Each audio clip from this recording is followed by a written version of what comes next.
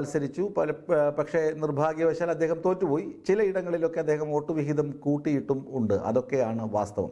P K. Krishnadas പക്ഷത്തിന്റെ അടിയുറച്ച വക്താവ് കൂടിയായിരുന്നു എ.എൻ. രാധാകൃഷ്ണൻ. സി.കെ. പത്മനാഭൻ കോർ കമ്മിറ്റിയിലുണ്ട് നിലവിൽ. പക്ഷേ അദ്ദേഹത്തിൻ്റെ പേര് ആദ്യം ഈ സമിതി, അതായത് സംസ്ഥാന സമിതി, രാജീവ് ചന്ദ്രശേഖറിൻ്റെ സമിതി ഉൾപ്പെടുത്തിയിരുന്നില്ല. സി.കെ. പത്മനാഭനെ ഒഴിവാക്കി കോർ കമ്മിറ്റി കൊണ്ടുവരാനായിരുന്നു രാജീവ് ചന്ദ്രശേഖറിൻ്റെ നീക്കം.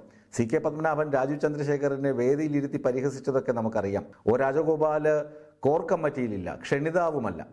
ക്ഷണിതാക്കളായിട്ടുള്ളത് പ്രകാശ് ജാവദേക്കറും അതുപോലെ തന്നെ അപരാജിത സാരംഗി എന്ന് പറയുന്ന കേരളത്തിൻ്റെ പ്രഭാരിയും സഹപ്രഭാരിമാരുമാണ് ക്ഷണിതാക്കളായി ഉള്ളത്. അങ്ങനെ AN. Radhakrishnan, O Rajagopal, doctor KS. Radhakrishnan തുടങ്ങിയവർ പടിക്ക് പുറത്താണ്.